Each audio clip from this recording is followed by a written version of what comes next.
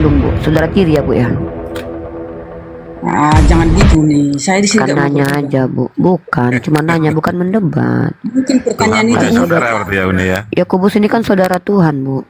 iya, tapi kan Yesus nggak tanpa persetubuhan loh. Jadi jangan ke situ lah. Iya, tapi kan satu ibu dia dengan Yakobus. Nah, Ya, dan bukankah demikian juga Rahab pesundal itu dibenarkan karena perbuatan-perbuatannya ketika ia menyembunyikan orang-orang yang disuruh itu di dalam rumahnya lalu menolong mereka lolos melalui jalan yang lain. Sebab seperti tubuh tanpa roh adalah mati, demikian juga iman tanpa perbuatan-perbuatan adalah mati. Gitulah Bu, kira-kira Rahab itu diselamatkan, dibenarkan karena perbuatan-perbuatannya. Salah satu perbuatannya adalah bertakiyah. Takiyah perasaan membela saya yang Yakobus itu perjanjian baru deh, bukan perjanjian lama ya. iya, tapi kan Yakobus itu mengutip perjanjian lama, kisah Rahab. Kisah Rahab itu di perjanjian lama Bunda, di kitab Yosua. Berapa tadi? Ini Yakobus. Yakobus itu menceritakan kisah di perjanjian lama Bunda sayang cantik, itu terkait Yakobus tentang tadi berapa Rahab. tadi? Yakobus berapa tadi? Dua. Pasal 2 nomor 25 Bunda. Oke. Iya betul, itu mengambil dari kisah lama. Hmm. Tapi kan udah ada perjanjian baru dong yang Yakobus kan gitu. Yakobus itu Jadi- menceritakan kisah di perjanjian lama Bunda. Artinya kan pertanyaan saya, apakah ketika Yesus belum lahir tidak ada doa yang dikabulkan oleh Tuhan? Kan di perjanjian baru ini dikisahkan kan? Berarti udah ada ini dong pengampunan. Tapi kan kisah yang diceritakan itu kisah perjanjian lama Bunda. Kejadian itu sudah lama diceritakan sama Yakobus bahwa dulu si Rahab pesundul itu dibenarkan karena perbuatan-perbuatannya. Saya cuman pertanyaan saya kan begini. Matius 7 ayat 7 itu ketika Yesus berkata mintalah akan diberikan. Apakah itu berlaku ketika Yesus hadir? Maka ketika orang-orang sebelum Yesus hadir tidak ada yang dikabulkan doanya. Begitu kira-kira. Gimana Ibu menurut Ibu? Tapi di sini kan iman tanpa perbuatan pada hakikatnya adalah mati. Kan itu. Ya kan? Itu kisahnya. Jadi itu dikisahkan. Iya. Pertanyaan saya, orang zaman dahulu itu apakah tidak ada doanya yang dikabulkan? Kan saya bahas Matius 7 ayat 7. Rahab itu konteks yang saya bawakan sebagai bukti bahwa ternyata ada orang yang dibenarkan karena tanpa penumpahan darah. Karena doktrinnya Kristen ini menekankan bahwa Tuhan itu mengampuni harus pakai darah. Tuhan haus darah. Tapi saya membuktikan bahwa ada firman Tuhan Bani Israel. Tuhan mendengarkan orang-orang berdoa dari langit. Walaupun kafaratnya atau dalam istilah Islam itu kafarat, apa itu? Upaya untuk menebus itu dengan cara apa? Melaksanakan amal soleh. Apa amalan soleh? Sembelilah hewan ternak. Kau capek, kau besarkan hewan ternakmu, harta bendamu, kemudian kau berikan untuk Tuhan dengan cara disembelih. Itu amalan soleh. Tapi Anda mengatakan dalam kitab Ibrani, Paulus mengajarkan kalian umat Kristen bahwa Tuhan mengampuni harus pakai darah. Tuhan harus darah, haus darah sekali Tuhan. Seperti dewa-dewa Kanan dan dewa Molok membutuhkan darah suci. Kalau Bani Israel ditumbalkan hewan, kalian menumbalkan Tuhan, kan begitu Bu. Gini. Uni salah dong Coba menarasikannya. Ibu luruskan saya Bu, luruskan saja. Oke, baik. Jadi Tuhan kita itu bukan kita tumbalkan. Justru Tuhan itu yang punya kasih. Yang langsung tadi, yang di Yohanes berapa tadi ya? Yohanes berapa? Coba dulu, lihat dulu ya Yohanes. Karena begitu besar kasih Allah akan dunia ini. Nah, ayat 14 itu ya. Itulah ibu-ibu gampang lupa. Bentar ya teman-teman. Saya kalau membahas firman Tuhan anti saya berantem. Saya kasih data banyak aja lah ya biar Ibu ini ya. Ibu kalau boleh lihat dalam kitab perjanjian lama, Tuhannya Bani Israel itu kadang-kadang sifatnya kalau kita lihat Keluaran pasal 9:28, berdoalah kepada Tuhan. Guru yang sangat dahsyat dan hujan es itu sudah cukup, maka aku akan membiarkan kamu Jawab dulu yang tadi. Oke. Ya, Yohanes 3 ayat 16. Karena begitu besar kasih Allah akan dunia ini, sehingga ia mengaruniakan anaknya yang tunggal, supaya setiap orang yang percaya kepadanya tidak binasa, melainkan beroleh hidup yang kekal. Jadi itulah dasarnya tadi ya. Jadi Tuhan Yesus Jadi hadir bukan diampuni tidak, dikabulkan tidak Bu? Doa-doa orang zaman dahulu itu menurut Ibu. dulu. Jadi itulah tadi apa beda, jangan ditumbalkan dibilang ya. Tuhan Allah itu mengutus anaknya yaitu Yesus Kristus itu karena Yohanes 3 ayat 14 ya, 16 ya. Oke, apa arti? Coba Ibu jelaskan kepada saya apa definisi tumbal, Bu. Coba kita pakai Kalau KBBI ya, Bu ya. Saya kasih KBBI seolah-olah saja tumbal ya. ya, Saya ini bertanggung jawab dengan setiap perkataan saya. Tumbal adalah benda atau makhluk hidup yang diserahkan sebagai korban atau persembahan ya yes, betul. untuk Yeah. suatu. Yesus jadi korban persembahan tidak? Jadi gini, Uni, salah itu. Yang benar, Saya cuma Allah sebutkan definisi tumbal sebentar, Bun. Kalau Ibu menolak definisi KBBI, buang nggak apa-apa, saya juga nggak apa-apa. Tumbal adalah benda atau makhluk hidup yang diserahkan sebagai korban atau persembahan untuk suatu keinginan tertentu. Apakah Yesus korban dan sebagai persembahan, Bu, kepada Allah? itu kehendak Allah Bapa. Nah, Iya, maka Allah Bapa menumbalkan anak demi ibu, betul? salah menumbalkannya. Jangan Oke, menumbalkan. tumbal artinya adalah makhluk hidup yang diserahkan sebagai korban atau persembahan. Apakah Yesus korban dan persembahan, Bu? Jawab. Tuhan Yesus hadir, diutus Sang Bapa. Apakah dia korban dan persembahan, Bu? Korban dan persembahankah dia? Aduh, ada telepon lagi nih. Aduh. Memang berat, teman-teman. Kenapa berat menjawab ini, teman-teman? Karena Enggak, gini dong. Bentar, abaikan dulu teleponnya. Di sini tidak ada tumbal ya. Jadi perbaiki omongan Anda. definisi tumbal adalah korban dan persembahan. Bantah dulu saya.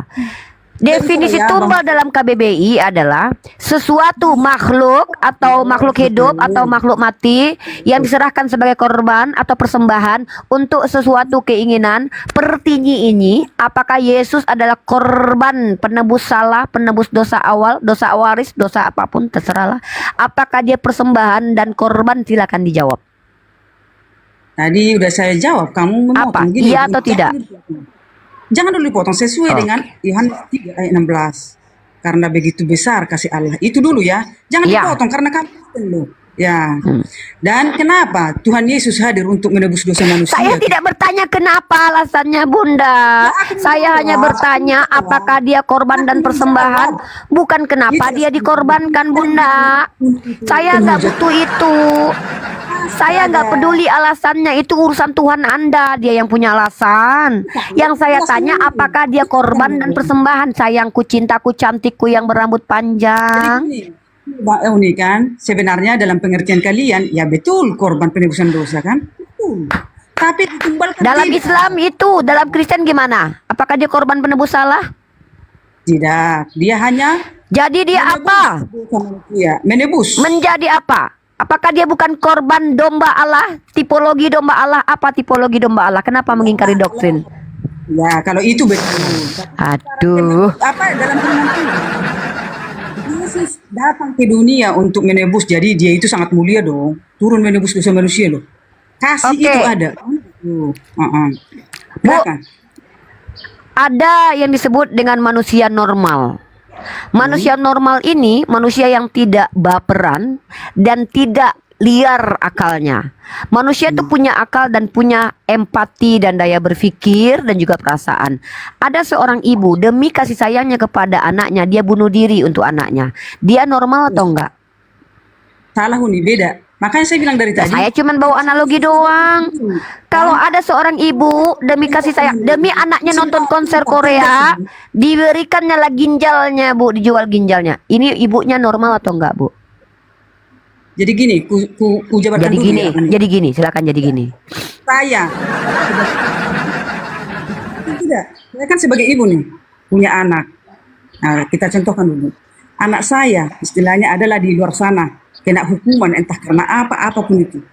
Saya sebagai ibu yang punya kasih ya, rela menggantikan anak saya untuk dikorbankan gitu loh. Betul. Itulah. Ya, itu. Nah, ibu Karena sangat kasih luar ya. biasa. Kasih Yes. ibu tiada tara, tapi ibu Mantap. mengajarkan anak ibu tidak bertanggung jawab. Kenapa? Tetapi Dia yang enggak. berdosa, ibu yang menanggung dosa. Dia yang berbuat jahat, ibu yang masuk penjara. Ibu mengajarkan anak ibu untuk tidak bertanggung jawab kepada perbuatannya.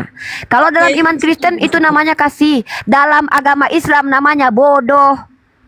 Nah, Kenapa kami katakan itu bodoh? Sebentar, saya juga harus sampaikan perspektif Islam lah, Bu. lupa Kalau nanti dalam saya. Islam ada seorang ibu yang mau menggantikan posisi anaknya, dia tidak mengajarkan anaknya bertanggung jawab. Hei, kau memperkodok anak orang ya? Iya. Kau yang menikmati, kau yang mantap-mantap, kau yang enak-enak. Udah aku aja masuk penjara. Anak-anak seperti ini tidak diajarkan menanggung perbuatannya. Dia akan kembali mengulangi perbuatannya. Kenapa? Ya sudah, mama gue di penjara, gue mantap-mantap sama bini orang. Besok gue lakukan lagi. Kenapa? Bapak gue kan bisa masuk penjara besok. Ini akan men-trigger manusia psikopat untuk melegalkan perbuatan jahatnya, mengkompromikan perbuatan jahat, dan kemudian Mantap. Yes, ayo kita jelaskan. silakan, Bagus. Bu. Itulah menurut prediksi teman saya Islam. Tapi dari sisi kekristenan berbeda. Karena apa? Ketika saya nangis mengatakan itu di depan anak saya, anakku, kau kulahirkan, kudidik. Mama nggak mau kau kenapa-napa karena perbuatanmu. Sekarang saksikan mamamu kena Mati hukuman. aku demimu, anakku. Ya, diam dulu. Diam Ibu dulu bisa nih. pastikan anak ibu berubah. Oh ya udah. Udah gini dulu. Itulah kasih itu yang tidak dimengerti oleh teman saya Islam. Itulah yang diajarkan Tuhan Yesus. Kasih itu. Kasih yang tidak dipahami oleh manusia. Jadi itulah kan lakukan. Jadi gini. Saya punya teman lah istilahnya kan, teman lah dibilang. Dia teraniaya oleh karena keadaan ekonomi kan gitu. Dituruh ini, dituruh itu, saya nggak terima dong karena saya punya kasih. Saya rela Masuk penjara lah ibu demi anak ibu ya kan? bukan soal masuk penjara, mati nyawa saya sekali. Iya. Ibu bunuhlah diri ibu demi anak ibu. Bukan. Bentar dulu Uni, kita tertib dulu. Iya. Jadi apakah yang didapat si anak dari perbuatan kasih saya? Mungkin Iya. anak saya akan mohon ampun ke saya. Mama, Itu cita-cita, Bu. Itu hayalan. itu pengertian kasih, Uni. Pengertian dari kasih itu adalah, Bu, kalau ibu mengasihi anak ibu, ibu ajarkan dia bertanggung jawab supaya dia menjadi pribadi manusia yang bisa memanusiakan manusia lainnya. Kalau ibu ambil kesalahannya, ibu tanggung kesalahannya, emang ibu bisa pastikan kalau dia bermoral kemudian. Justru jangan-jangan cita-cita ibu kan pengennya aku mati nih ya, mati aku demi kau ya, mati aku. Ibu berharap supaya dia, oh ya, besar kali pengorbanan mamaku, nggak mau lah aku jahat. Itu kan cita-cita, Bu. Iya, kalau Bukan. anak ibu begitu, kalau anak ibu psikopat, matilah koma, biar aku bisa berbuat lagi. Kalau seandainya harus ditumbalkan, kutumbalkannya bapakku. Kalau anak ibu psikopat gimana? Itu Itulah kan menurut cita-cita, nggak apa-apa. Saya juga punya cita-cita pengen jadi istrinya Yesus. Maksudnya bukan. Saya juga pengen punya cita-cita. tertib dulu kita, diam dulu bentar. Ketika saya melakukan itu, orang penjahat sekalipun melihat saya pasti menangis dan bertobat. Dari mana ibu memastikan itu? Karena itu punya kasih, ada kasih di dalam. Bu, kok ibu bisa memastikan orang lain, Bu? Kalau memang ibu bisa memastikan orang lain seperti ibu, itu ya, Bu ya. Tidak akan ada lagi kejahatan di dunia ini dengan melihat kematian Yesus, Bu. Harusnya ketika Yesus mati di tiang salib, tidak ada satupun umat Kristen yang berbuat jahat, Bu. Ibu lihat apa yang terjadi. Kampung halaman Tuhan Ibu menjadi tempat berdarah sekarang, Bu. Masih mending kampung halamannya Nabi Muhammad, damai, tentram, enak ditempati. Kampung halaman Tuhan Ibu, di mana darahnya tercurah, detik ini menjadi tempat pembunuhan terbesar untuk anak-anak kecil. Kampung halaman Tuhan Ibu loh. Lalu Ibu berkata, kalau aku begini, bisa jadi orang itu akan sadar dan bertobat. Ibu yang manusia biasa aja sok tahu Tuhan Ibu yang bahkan sudah mati untuk kalian pun tak mampu menjadi asbab orang Kristen bermoral. Lihat, banyak yang aku Kristen kerjanya membunuh, mentusbol depan belakang di gereja, 1000 korban, 100 orang pastor yang melakukan. Itu cita-cita, Bunda. Yang kita minta ini adalah bagaimana solusi dalam iman Kristiani. Doktrinnya bagaimana? Apakah orang-orang terdahulu itu doanya dikabulkan dalam Matius 7 ayat 7? Perkara mengabulkan doa, mintalah, kata Yesus, ku berikan. Pertanyaan saya, orang zaman dulu ketika meminta kepada Tuhan mereka, yaitu Bani Israel, dikabulkan atau tidak? Itu pertanyaan saya, Bu. Kok kita lari kepada kampung halaman Tuhan ya, Bu? Heran pula saya. Coba dijawab. Tapi lanjutkan dulu ya Uni ya, bentar ya, bentar. Silakan. Sebelum kita tadi ya. Kalau saya bukan orang tua yang punya kasih, mungkin anak saya syukurin. Bu, orang ateis juga sayang sama anaknya, Bu. Nggak perlu beragama, Bu. Itu kucing juga anaknya selamat sampai gede sama mereka, Bu. Beragama itu kucing. Ah, Atau Ibu. yang tadi ya. Menurut perkataan Uni tadi di perjanjian memang tidak. Karena apa? Karena belum ada yang juru selamat itu, Yesus itu belum Tidak mau, diampuni. Tidak dikabulkan Ya. doa mereka. Ya. Yakin, Ibu? Kalau tidak melakukan ini ya kurban pembakaran. Jadi itu yang tadi mungkin udah dikisahkan di Yakobus, yaitu perjanjian baru. Dan itu tadi perikopnya udah tahu lah kan. Mana tadi? Jadi Ibu bilang tidak dikabulkan doa-doa orang Bani Israel sebelum Yesus hadir ke dunia. Mak, kasihan kali mereka ya. Sesuai imannya. 2 Raja-Raja pasal ke-5 18. Dan kiranya Tuhan mengampuni hambamu ini dalam perkara yang berikut. Apabila Tuanku masuk ke kuil Rimon untuk sujud menyembah di sana, dan aku menjadi pengapitnya, sehingga aku harus ikut sujud menyembah dalam kuil Rimon, itu kiranya Tuhan mengampuni hambamu ini dalam hal itu. Itu tidak dikabulkan berarti sama Tuhannya Bani Israel. Waduh. Kalau menurut aku secara pribadi, nggak tahu teman-teman yang lain. Kalau 2 Tawarik pasal 7:14, dan umatku yang atasnya namaku disebut merendahkan diri, berdoa dan mencari wajahku, lalu berbalik dari jalan-jalannya yang jahat, maka aku akan mendengarkan dari surga saudara-saudara dan mengampuni dosa mereka. Ya ampun Ibu. Ini loh. kan tadi saya jelaskan lu, kau nggak dengar. Apa? Jadi gini, Kata Ibu nggak dikabulkan doanya. Teruskan karena kamu nggak bakal mau menerima pemberian. Enggak, bukan nggak nerima. Ibu bilang nggak dikabulkan. Ini 2 Tawarik pasal 7:14. Ku ampuni doanya dari surga. Gimana Di ini, Bu? sini hanya mau berdiskusi dengan baik. Aku tidak mau loh. Saya ini kan baik-baik diskusi, Bu. Cuman saya orangnya memang agresif, Bu. Iya, jadi Bu Uni, Bu ya, Rifa bisa Keseringan baca menanya- Bible, Bu, saya, Bu. membaca, ya makasih. Dan bisa mempertanyakan tentang firman Tuhan, tapi jangan menghujat, jangan memprediksi. Loh, saya yang tidak tahu. pernah menghujat. Saya paling pantang dengarkan orang menghujat Yesus yang saya cintai, Bu, ya. Siapapun yang bilang Yesus jelek berhadapan dengan saya, Bu. Ya, apalagi mengutuk Yesus. Coba kalian kutuk Yesus depanku, ku habisi kalian. Jadi saya bertanya, apakah orang-orang dalam perjanjian lama berdasarkan Matius 7 ayat 7, di mana Yesus berkata, mintalah kukabulkan. Pertinyi ini, ketika Yesus belum menjadi manusia, apakah orang-orang sebelum Yesus hadir itu ketika meminta dikabulkan tidak sama Tuhannya Bani Israel, Bu, yang belum menjadi manusia? Silakan dijawab, Ibu cantik, Ibu sayang. Oke Bu Uni, oke. Jadi sebelum turun aku jawab ya. Siap. Ya, dikabulkan, tapi sesuai dengan perbuatannya, imannya. Dikabulkan rupanya. Sesuai dengan imannya dan perbuatannya gitu, Uni. Jadi kalau dia memang dikabulkan lah ketika mereka meminta ampun, ngapain lagi Yesus turun, Bu? bentar dulu, tapi Oh iya, pertanyaannya, bentar dulu. Pertanyaannya. adakah manusia yang manusia 100% ya, yang bisa melakukan hukum Taurat itu dengan Ada. tanpa satu kesalahan pun? Ada. Ya kan? Ada. Jawab dulu. Jawab dulu. belum jawab. Adakah? Karena Ada. itu adalah patokan untuk masuk surga. Ketika Ada. kita tidak melakukan satu pun pelanggaran dari hukum Taurat itu. Ada yang sempurna melaksanakan hukum Torah, Paulus. Astaga Tuhan. Loh, dia yang bilang, Bu, bukan saya yang bilang, Bu. Dia itu dulu sebelum bertobat, dia adalah Dia kan menjadi Farisi itu mengikuti hukum Taurat, Bu. Dalam kitab Ulangan, barang siapa yang mengajakmu menyembah ke Allah lain, jangan kau kasihi, jangan kau berkasih sayang, bunuhlah dengan tanganmu sendiri. Paulus itu mengikuti hukum Torah. turun ya host. Makasih ya host. Duh. Oke deh. Ibu pergi, Ibu belum selesai. Aku penasaran ini. Katanya Tuhan kalian itu tidak mengampuni, entah mengampuni. Dalam 2 Tawarik pasal 7 nomor 14, saya ulangi membacanya. Dan umatku yang atasnya namaku disebut merendahkan diri, berdoa dan mencari wajahku, lalu berbalik dari jalan-jalannya yang jahat, maka aku akan mendengar dari sorga dan mengampuni mereka dosa mereka serta memulihkan negeri mereka. Ini yang bicara siapa? Tuhan atau hantu? Kalau memang bisa Tuhan ini mendengarkan manusia berdoa dari langit, ngapain lagi dia mati turun ke bawah bikin drama kematian, Bu?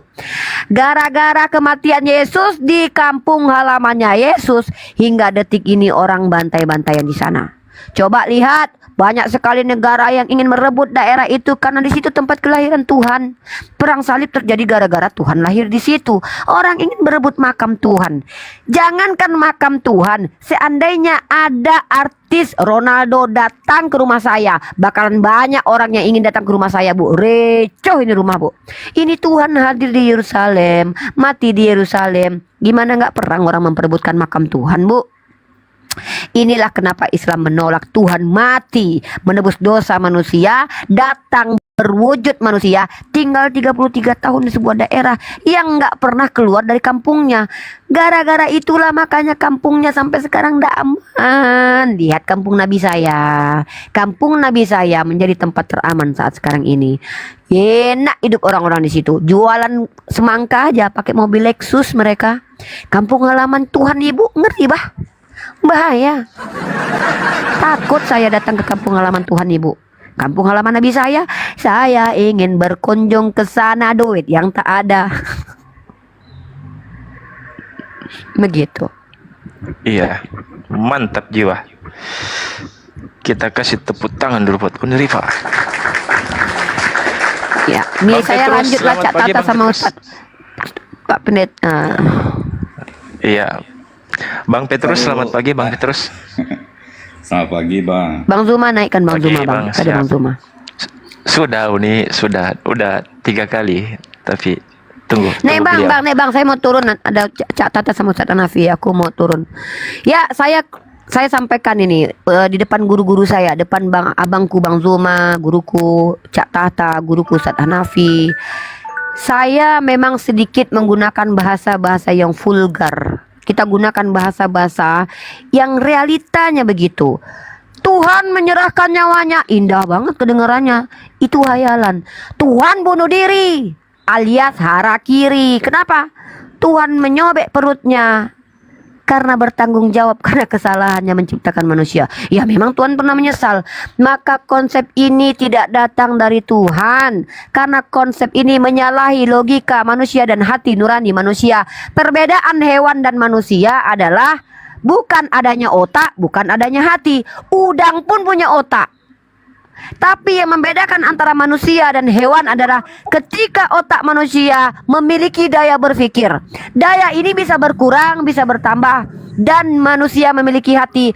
Apa bedanya hati manusia dan hati binatang? Hati manusia memiliki empati, daya, perasaan, empati kepada orang lain. Tuhannya orang Kristen mengajarkan manusia tidak bertanggung jawab. Kenapa saya katakan begitu? Dalam masalah psikologi perkembangan anak, kalau anak tidak diberikan punishment dan rewards, anak ini akan tidak tertrigger memiliki empati dan tidak berakal. Kenapa? Karena dia ketika berbuat baik tidak ada reward dari orang tua. Ngapain dia berbuat baik? Kenapa di sekolah-sekolah itu ada hukuman dan juga ada hadiah? Supaya mengajarkan kepada anak-anak, kalau kau berbuat baik kau dapat ini nak pahala, kau dapat nak kebaikan lagi. Kalau kau berbuat jahat nak matilah kau dimakan cacing. Jangan kau berbuat jahat, kau yang mantap-mantap menikmati istri orang, menikmati anak orang, kau menikmati harta orang. Lalu Tuhan kau yang merasakan kesakitan, kau yang mantap-mantap, Tuhan kau yang kesakitan. Apa enggak mantap-mantap kehidupanmu terus-terusan? Jadi ini adalah doktrin sesat. Kenapa? Berbahaya buat peradaban. Orang tidak di-trigger berbuat baik.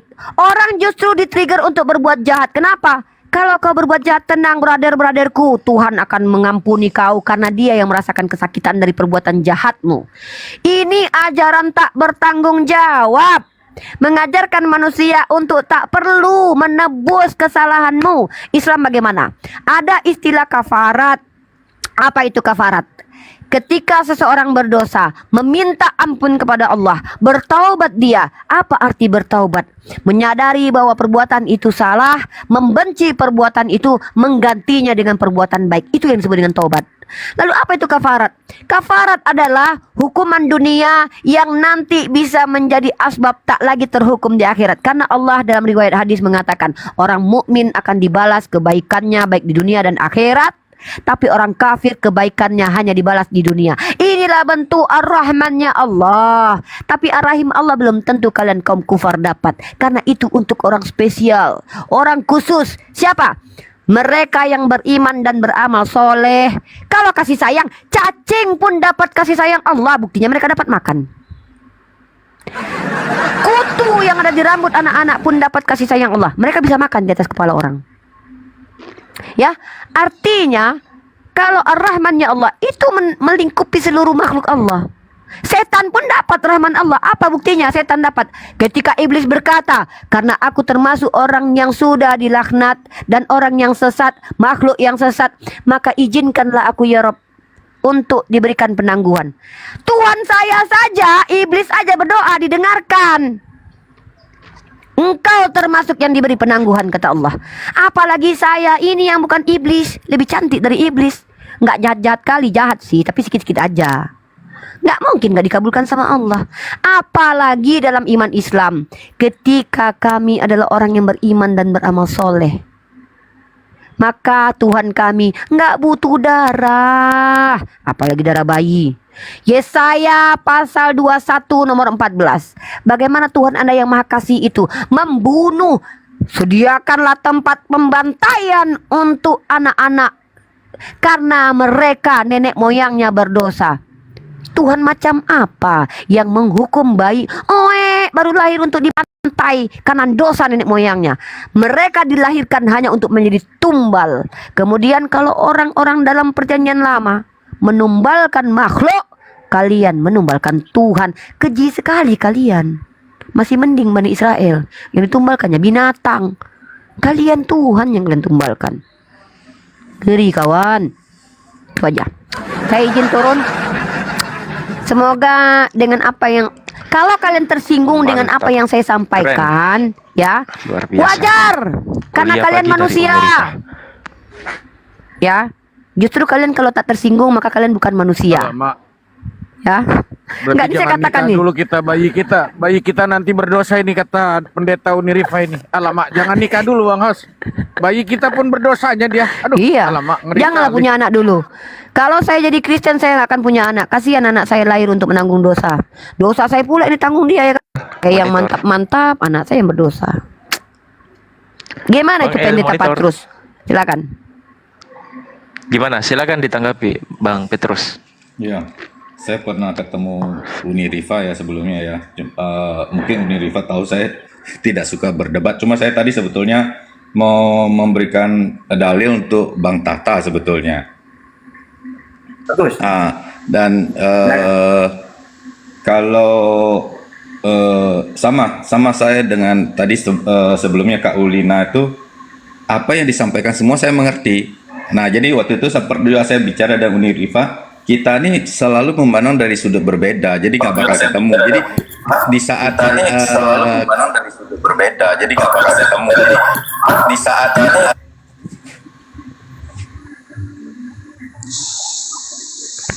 halo. Lanjut Bang, lanjut. Nah, di saat Kak Ulina tadi nyampaikan, saya mengerti semua.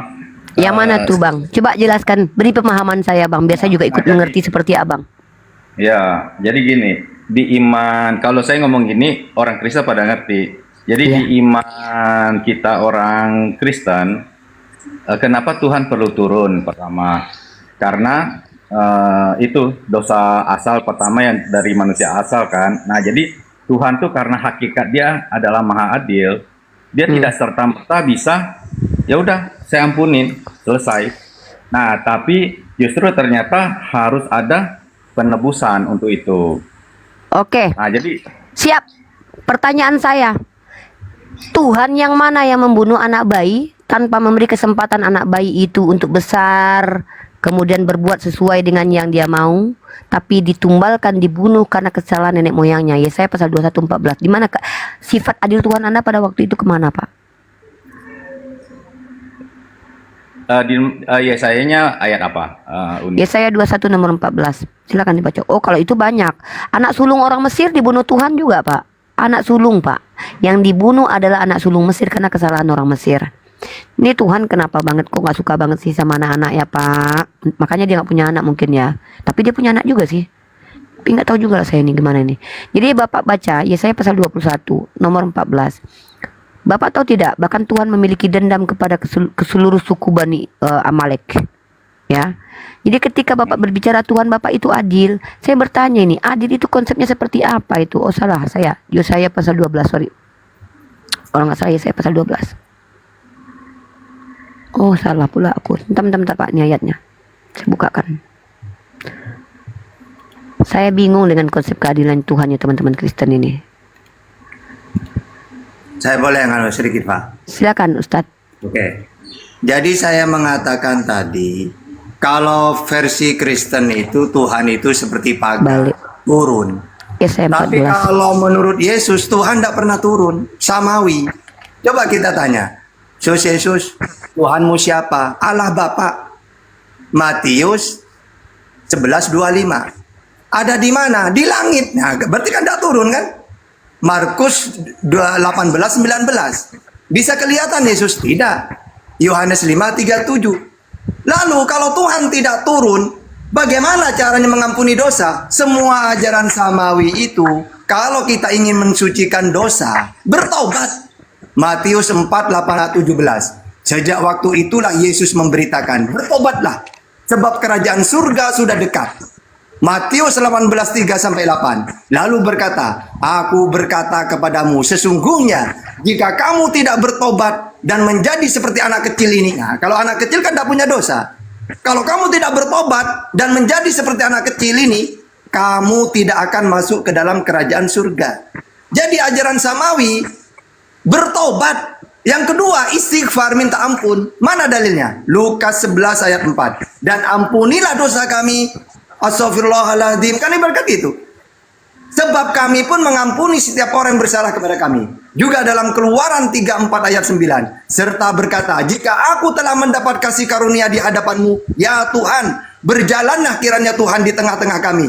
Sekalipun bangsa ini suatu bangsa yang tegar tengkuk, tetapi ampunilah kesalahan dan dosa kami.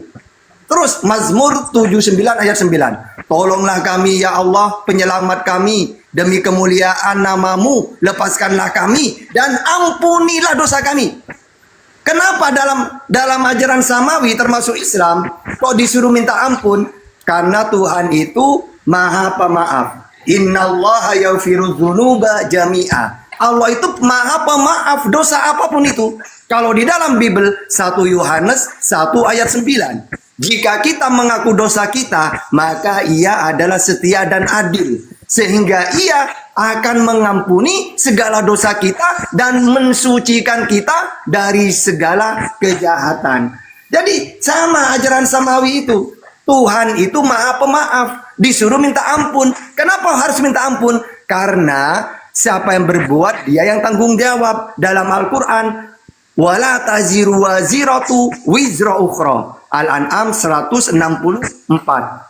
Siapa yang berbuat, dia yang tanggung jawab. Kalau dalam Bible, siapa yang berbuat, dia yang tanggung jawab. Anak tidak menanggung dosanya bapak, bapak tidak menanggung dosanya anak. Mana dalilnya? Yehezkiel 18:20, Ulangan 24:16, Matius 16:27, Yeremia 31:28, 29, 2 Tawarikh 25 ayat 4. Sama seperti Al-Quran, wala taziru waziratu wizra ukhra. Siapa yang berbuat, dia yang tanggung jawab. Makanya diajarkan istighfar, minta maaf, minta ampun. Tidak ada menebus dosa dengan darah itu. Cuma tumbal itu. Ya. Silakan. Ya, nah jadi saya setuju. Tidak, Kristen juga pasti berpandangan setuju. Siapa yang berbuat dia bertanggung jawab. Tapi yang kita sampaikan yang ditebus itu adalah dosa asal. Nah, di mana dosa itu yang membuat kita dikuasai oleh maut. Nah, itu pengertian orang Kristen, Bang. Nah, oke, saya nggak mau lanjut itu. Jadi intinya gini, saya mau kasih data yang tadi Bang Tata bilang di mana dalilnya Tritunggal. Nah, jadi kalau kita orang Kristen, makanya saya bilang, saya kembali lagi tekankan, apa yang saya sampaikan tidak akan diterima, tidak karena cara pandang berbeda. Tapi kalau orang Kristen, kita bicara ini mereka akan mengerti. Nah, jadi kalau saya baca ya di Yohanes 15 ayat 26, saya bacakan ya. Jikalau penghibur yang akan kuutus dari Bapa, ini Tuhan Yesus sendiri yang bilang.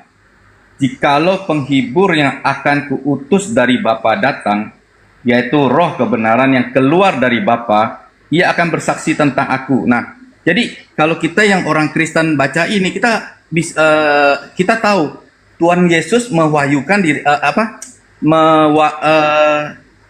memperkenalkan dirinya sebagai pribadi kedua dan ada pribadi ketiga dalam satu hakikat Allah. Jadi ada pribadi Roh Kudus yang Dia utus. Jadi Tuhan Yesus itu adalah firman yang Bapa utus. Jadi Bapa mengutus Yesus, tapi Yesus bilang Dia mengutus Roh Allah. Nah, jadi kalau saya bicara ini orang Kristen akan mengerti. Karena iman kita, pandangan kita seperti itu. Nah, langsung coba kita balik ayat ini juga ya. Saya hanya memberikan dalil. Jadi kan tadi Bang Tata minta dalil. Mana dalilnya? Mana dalil Tuhan seperti itu? Nah, langsung Tuhan kok nggak salib. Nah, tapi di sini ada di Wahyu 1 ayat 17 di mana Tuhan Yesus Yohanes mendapatkan penglihatan melihat Tuhan Yesus. Dia di situ tertulis, ketika aku melihat Tuhan Yesus, tersungkurlah aku di depan kakinya, sama seperti orang yang mati. Tapi ia meletakkan tangannya di atasku lalu berkata, Tuhan Yesus berkata, jangan takut, aku adalah yang awal dan yang akhir, Alfa Omega. Jadi yang awal dan yang akhir. Tuhan Yesus bilang begitu. Dan yang hidup, aku telah mati, namun lihatlah, aku hidup sampai selama-lamanya, dan aku memegang segala kunci maut dan kunci kerajaan maut. Nah, jadi di situ Tuhan Yesus sendiri berkata, Dia mewahyukan dirinya sebagai yang awal dan yang akhir, gitu Bang.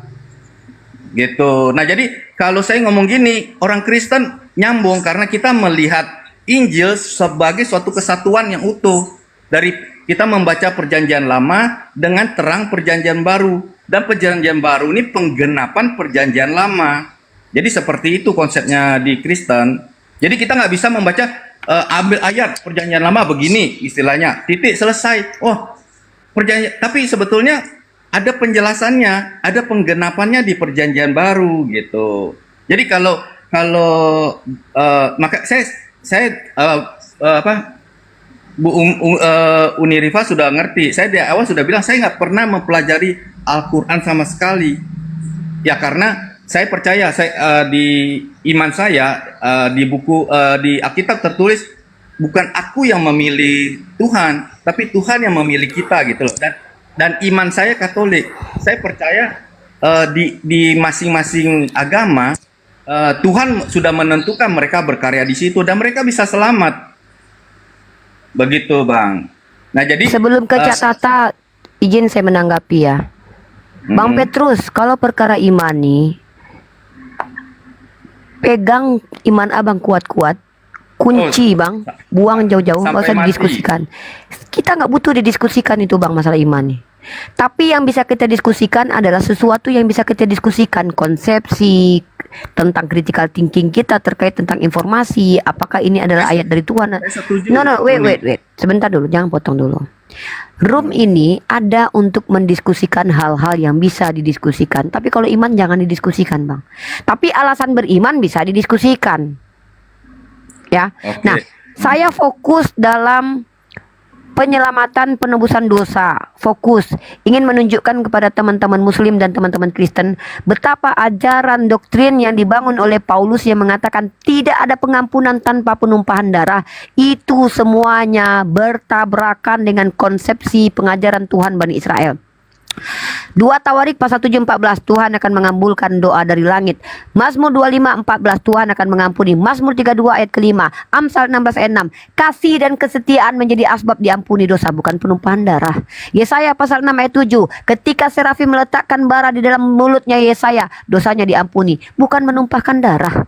Yesaya pasal 40 nomor 2, hukuman Tuhan mengampuni dosa. Ini sejalan dengan konsep Islam di mana ada kafarat dan ada pengampunan dosa. Konsekuensi tetap berlangsung, Bang, tapi Tuhan mengampuni dosa. Maknanya adalah ketika saya berdosa, konsekuensi tetap berjalan. Makanya dalam Islam bahkan tertusuk duri pun itu bisa menjadi asbab dosa kami terampuni. Ketika saya bersedekah cuma 2.000 perak, tapi orang butuh, orang bersyukur atas rahmat Allah, itu bisa menghapuskan, menggugurkan dosa saya. Itu konsep dalam Islam. Dengan konsep ini manusia belajar ketika dia berbuat salah, salah naturnya memang salah, tapi kemudian seperti Adam yang bertaubat kepada Allah, kemudian mengupayakan perbuatan-perbuatan soleh. Pada akhirnya Allah mengajarkan manusia untuk semakin men-trigger mereka berbuat soleh, berbuat baik. Islam seperti itu.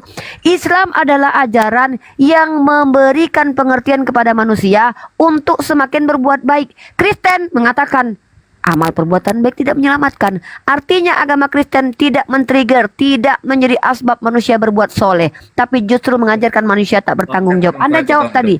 Apa kata Anda tadi? Tuhan saya adalah Tuhan yang tidak akan menghilangkan dosa. Dengan matinya Yesus artinya dia telah menghilangkan dosa orang lain.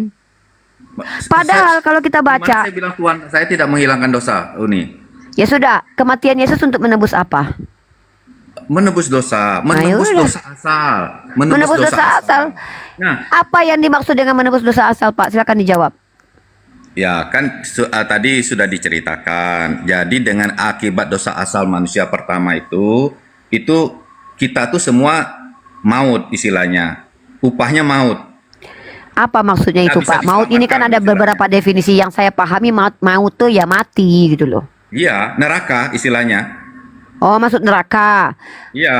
Nah, Jadi ketika Adam itu mereka sudah berdosa dengan istrinya, setiap anak itu sudah ditentukan semuanya masuk neraka gitu. untuk dosa asal. Nah, Iya, artinya semua manusia sudah masuk neraka lah. Beranak cucu Adam masuk neraka, lahir masuk neraka, sudah ditentukan masuk neraka. Di abad pertama datang Yesus supaya mereka tak masuk neraka. Yesus mati untuk dosa si Adam ini. Tapi sebelum Yesus lahir sudah ada berapa milenial itu yang dilewati. Ribuan tahun manusia mati semua masuk neraka gitu. Coba Pak kalau dihitung-hitung kira-kira banyakan mana manusia masuk neraka ketimbang masuk surga di agama kalian. Karena ketika Yesus pun hadir nggak semua juga manusia menerima Yesus. Ngeri kali Pak. betul. Makanya kan saya bilang kita di Katolik kita Datangnya terlambat si percaya. Yesus Pak. Saya kalau diizinkan jadi adminnya Yesus, sekretarisnya Yesus ya, saya buatkan program buat Yesus nih. Yesus, ada program yang bagus. Janganlah datang di abad pertama. Di abad pertama sudah berapa milenial dilewati, banyak orang yang mati. Anak Sodom, suku Amalek, orang di zaman Nuh. Kasihan mereka banyak kali masuk. Penuh kali itu neraka. Kosongkan aja lah, nggak usah banyak-banyak. Sikit aja, masukkan aja itu penjahat-penjahat yang kelas kakap itu. Caranya gimana? Saya punya ide Yesus. Yesus, saya punya ide. Matilah engkau ketika Adam belum punya anak. Bagus kan aku, pintar kan aku. Ketika Adam belum punya anak, kau mati. Kau sudah tebus dosa asal si Adam. Si Adam aman damai kan keturunannya. Pintar kan aku. Sayangnya aku nggak diangkat jadi sekretarisnya Yesus. Itulah, andainya aku sejaman dengan Yesus, jadi sekretaris Tuhannya kalian aku berikan program yang indah ini. Otakku lebih berjalan. Nah makanya saya lebih pintar dari Tuhan kalau Anda. Orang Kristen itu walaupun dia sudah dibaptis, kalau dia berbuat dosa, mati dalam kondisi tidak berahmat, neraka juga. Lah Jadi kita kalau gitu makanya apa ini tebus? Apa gunanya Yesus mati tuh? Kalian akhirnya masuk neraka karena tidak. Apakah setiap umat Kristen itu tidak ada yang berdosa sama sekali? Aduh, upah dosa adalah maut loh Pak. Nah, betul. Pak, barang siapa yang menginginkan seseorang dalam hati itu sudah berzina Pak. Itu pun maut Pak. Pertanyaan saya, berarti tidak ada loh orang Kristen yang masuk neraka, yang masuk surga kalau gitu ya? Ya, makanya kita kan kalau kita percaya juga amal ibadah, tapi kita Waduh. juga percaya istilah surga itu karunia, anugerah istilahnya. Maksudnya gimana ini, Pak? Artinya gini, nggak ada orang yang Bapak kalau benar-benar berdosa, Bapak kalau berdosa masuk neraka atau masuk surga? masuk neraka. Ya kalau gitu ngapain Tuhan Bapak mati? Kan Ngadi-ngadi sih Yesus. Yesus kadang-kadang ngadi-ngadi apa? untuk dosa asalnya, Uni. Iya, dosa istilahnya. asal pun udah aman tuh, Pak. Dosa Bapak, Nah. perbuatan Bapak kan Bapak tanggung sendiri. Iya, makanya kan di Alkitab tadi Ya Uni ada ngapain dia bacakan, mati, Pak? Tuh iman kalian juga tanpa bakal masuk perbuatan neraka. adalah kosong. Iman Ya tanpa ngapain perbuatan dia adalah mati, kosong. Pak? Kalau cuma dosa asal yang ditebus dia, Pak, tuh Bapak juga bakal masuk neraka jahanam. Upah dosa dalam mutu, Pak. Makanya saya bilang saya nggak mau berdebat. Nah, Ya udahlah, Pak. kalau Berat saya memang, bilang, makanya penyelamatan tuh misteri. Hah? Itu ala kita selalu mengimani misteri penyelamatan. Pak macam film aja, Pak, misteri gunung berapi. Oh. Maksudnya gimana ini misteri penyelamatan, Jadi Pak? gini, Nggak saya ngerti bilang saya. gini, Uni. Katolik sendiri, saya sebagai Katolik sekian puluh tahun, saya tidak pernah bisa mendengar orang bisa menjelaskan Tritunggal dengan sempurna. Karena Makanya inilah kadang-kadang lucunya orang Kristen. Udah tahu nggak bisa dijelaskan, masih juga kalian jelaskan. Hah? kita nggak berusaha menjelaskan, tapi kita mengimani. Nah, Pak, kalau nggak yang dijelaskan meminta ngapain? menjelaskan Pak, Bapak kan dari dengarlah kubu diskusi-diskusi ini, itu, istilah Pak. dari Pak, kubu tetangga, kan? diskusi yang berjalan itu menjelaskan tentang Tritunggal, Pak. Elia bilang Tritunggal itu, Bapak tahu konsep Elia, Pak. Saya gambarkan buat Bapak. Saya ini paling ahli dalam menggambar-gambar. Jangan salah, Bapak ya. Nih, saya gambarkan konsep Elia, Pak. Tritunggalnya, Bapak bilang nggak bisa dijelaskan. Elia tuh ngapain hidup di dunia itu kalau nggak menjelaskan Tritunggal, Pak? Si Mikana juga datang menjelaskan tentang konsep ketuhanan, Pak. Nih gambaran Elia nih. Bapak bilang nggak bisa dijelaskan. Orang bingung. Teman-teman, sebelum dijelaskan nama pendeta Uni, jangan lupa tap layar, teman-teman. Nih kata Elia ya, Pak. Ini adalah Roh Kudus. Ini adalah firman. Maka ini adalah Bapa. Ini penjelasan, Pak. Ini kalau saya konsepnya konsep tengkorak ini. Atau konsep Mbak Paula. Apa aja terserah lah. Saya justru lebih pintar, Pak, menggambar Tritunggal dari ini, Pak. Jujur saya katakan, Pak. Kalau saya bulatnya beda. Saya di luar, Pak. Kalau Elia kan di dalam. Kalau saya gini, Pak. Ini adalah ini adalah Roh Allah Bapa. Setara dengan Roh Kudus. Mirip kan, Pak? Itu kurang hidung sama mulut itu nih. Iya. Tapi kemudian Yesus yang adalah firman keluar, Pak. Keluar sampai dia ke bumian, Pak. Ke bumi dia, Pak. Ke bumi dia, Pak. Tapi dia itu dimasuki oleh Roh Kudus. Astagfirullahaladzim. Kok kayak gini gambarnya, Pak? Takut aku. Kok kayak gitu gambarnya? La haula wala quwata illa billah. Macam mana? Jangan lupa tap layar, Kok kayak teman-teman. gitu? Astagfirullahaladzim. Kok jadi kayak gitu gambar aku? Ini penistaan nggak sih? Enggak lah. Ini kan penggambaran konsep, bukan penggambaran Tuhan. Kan yang saya gambarkan konsep. Konsep itu bisa digambarkan dan dianalogikan dengan apapun. Kawan-kawan Kristen aja banyak yang mengkonsepkan Tritunggal seperti celana dalam segitiga. Saya tidak mau bahas itu karena apa, di Kristen sendiri banyak perbedaan pandangan. Nah, iya. Kalau saya terus terang di Katolik, jadi saya tidak. Makanya saya bilang saya nggak mau berdebat itu. Saya cuma tadi masuk sebetulnya mau menyampaikan apa yang disampaikan oleh kakak tadi sebelumnya. Saya bisa mengerti semua. Nah, saya cuma mau memberikan data yang tadi Bang Tata kan tanya di mana konsep Trinitas. Nah, saya mau kasih data itu. Habis itu kedua, Yesus mati. Di mana emangnya? di Tunggu dulu. Di mana emangnya konsep Trinitas, Pak? Kan di situ tadi yang saya baca Yohanes Di mana? 15. Yohanes 15 berapa, Pak? Bapak hebat ya daripada pendeta Bapak. Bahkan pendeta Bapak sendiri mengatakan bahwa itu bukan produk Alkitabiah, tapi itu produk pikiran, konsep. Kok tiba-tiba Bapak bisa menemukan ayatnya ya? Yohanes berapa, Pak? Yesus sendiri kan bilang jikalau Yohanes 15 Yohanes 15 ayat 26. Yohanes 15. Tapi habis ini saya turun ya, Bapak lanjut dengan guru-guru saya habis ini. Saya cuma mau turun saya cuma mau Janganlah Bapak turun dulu. Enak lupa ngobrol sama Ustaz Anapi sama Ustaz Tata. Tunggu dulu. Yohanes 15 nomor 6. 26. 26. Saya bacakan ya, Pak. Pada hari itu kamu akan berdoa dalam namaku dan tidak aku 26. Yohanes 15. Oh ya, ini Yohanes 16. Ya, Yohanes 14 ayat 15 sampai 16. Oh, malah beneran Yohanes Cak Tata. 15 26. Mana ini betul nih? 15 26. Jikalau penghibur, Jikalau penghibur yang akan kuutus dari Bapa datang, yaitu roh kebenaran yang keluar dari Bapa, ia akan bersaksi tentang aku. Tetapi Iya. kamu juga harus bersaksi. Ini maksudnya apa, Pak? Yaitu, jadi di Apa? situ Tuhan Yesus memperkenalkan pribadi ketiga, ala Roh Kudus istilahnya. Roh Allah Allah Kudus. sendiri. Oh, kalau Yesus ini diutus Bapa, Roh Kudus diutus Yesus. Wah, Tuhan Bapa Ya. saling mengutus. Nah itu kalau makanya saya bilang beda. Ya kalian akan ketawa, tapi kalau kami di Kristen tidak akan ketawa gitu loh. Jadi Ya, kami nggak tidak apa-apa akan sih. berdebat soal itu, Ya istilahnya. nggak apa-apa, itu hak Bapak. Kalau Tuhan saling mengutus mah nggak apa-apa. Tuhan Bapak ngutus Tuhan Anak ngutus Tuhan Roh Kudus. Kan keren Tuhan Bapak. Tuhan kalian memang keren memang kadang-kadang pemikirannya. Kalau aku jadi adminnya lagi nih, Pak. Kalau aku jadi adminnya lagi nih. Yesus.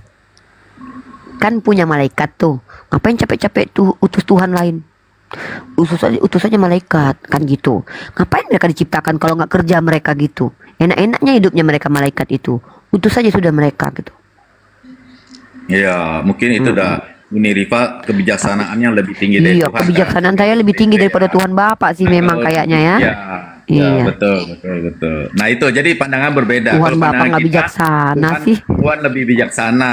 Cara kebijaksanaan Tuhan seperti itu. Iya, ngeri juga ya Pak Tuhan. Nggak takut Pak saya Pak. Karena begini pada konsekuensinya kebijaksanaan Tuhan Bapak. Ketika dia mengutus Tuhan lain selain dirinya, maka dia telah berdusta. Ketika dia berkata Nah justru itu bahwa saya kan sudah tidak bilang. ada ilah selain aku. Sebelum bumi ada, tidak ada Allah yang dibentuk. Setelah aku pun, sebelum aku tidak ada, setelah aku pun tidak. Maka Gini, ketika dia berkata seperti itu, dia telah berdusta. Ternyata dia mengutus Tuhan lain, Pak. Gini Uni, Bapak gereja pun banyak dulu. Semua tuh untuk perlu Roh Kudus untuk Wah, inilah kenapa saya nggak paham. untuk bisa mengerti. Nah, tapi gini maksud saya. Saya pun awalnya kan juga bertanya kan kita. Nah, tapi Tuhan menjelaskan. Jadi kayak kalau ada cerita Santo Agustinus, kan dia salah satu orang pintar di Katolik kan. Nah, dia merenungkan Tritunggal itu seperti apa. Dia berusaha merumuskan. Sampai akhirnya suatu saat dia jalan di pantai, dia melihat ada anak main berusaha ngisi air laut ke dalam sebuah ember kecil. Langsung dia tanya, apa yang kamu lakukan? Dia bilang, saya berusaha memasukkan seluruh air laut ini ke dalam ember ini. Nah, Santo Agustinus ketawa. Dasar anak kecil kamu, dia bilang. Nah, sekarang saya Bagaimana tanya.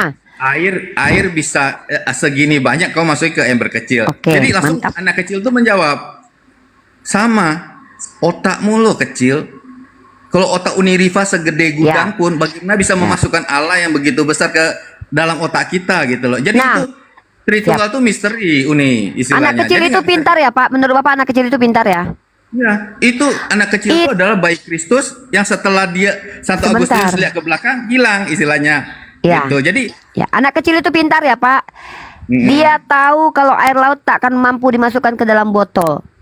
Dia menunjukkan dengan cara upaya. Pertanyaan saya, Santo Agustinus itu merumuskan Tritunggal ya? oh iya, dia belajar. Makanya saya bilang kalian orang-orang Kristen ini lebih bodoh daripada anak kecil itu. Kalian sudah tahu kalau Tuhan itu tidak mampu dideskripsikan, tapi yang kalian lakukan adalah mendeskripsikan Tuhan. Umat Islam ini tahu kalau Allah itu tidak akan pernah masuk ke dalam akal. Makanya kami nggak pernah ngakal-ngakalin Tuhan, Pak. Nggak ada yang menjelaskan tentang Tuhan. Yang dijelaskan adalah konsep tauhid. Tauhid itu adalah konsep bukan tentang Tuhan. Kita nggak Konsep jelaskan. bagaimana Kita nggak berketuhanan. kita mengimani Bentar, Allah saya, itu Tritunggal, saya belum selesai Uni. poinnya. Saya dengar cerita Anda.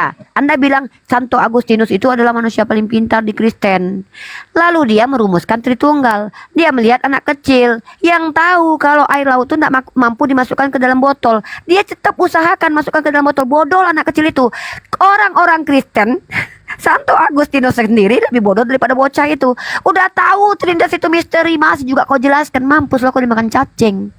Udah tahu tak terdefinisikan, masih kau definisikan, matilah kau dimakan Dia cacing. Kan berusaha memahami Uni. Makanya bodohnya Santo Agustinus menurut Anda lebih bodoh daripada anak kecil itu. Anak kecil itu lebih pintar daripada Santo Agustinus. Udah tahu tak terumuskan, masih juga kau rumuskan. Aduh, Pak, justru Oke, kisah oke. Bapak ini Saya adalah sudah kisah yang sampaikan, menunjukkan Kakak. kepada kami umat Saya Islam. sudah sampaikan, Bahkan Kakak. Santo Agustinus yang paling pintar menurut Bapak pun lebih bodoh daripada anak kecil itu. Dah tahu tak terkonsep, masih juga kau konsepkan Tuhan. Udah Ya, tahu saya- nggak bisa saya dimengerti, sudah masih kau katakan, coba Pak, mengerti itu. juga tentang itu. Teman-teman Kristen yang di bawah yang dengar ya mungkin bisa sudah menambah literasi lah. Astagfirullah. Itu aja, Makasih tuh terima Pak. kasih. Tapi cerita Sudah Bapak luar terima biasa saya loh di Pak, sini. berhikmat banget buat kami umat Islam loh. Udah tahu nggak bisa Tuhan itu masuk ke dalam akal, masih juga memasukkan Tuhan ke dalam akal. Udah tahu Tuhan itu tidak terdefinisikan, teranalogikan, masih juga menganalogikan Tuhan dengan es batu, dengan segitiga sama kaki, dengan boneka tadi seperti Elia tuliskan. Maka Pak, terima kasih hikmah yang Bapak sampaikan di Komal Umat Islam pada siang kali ini.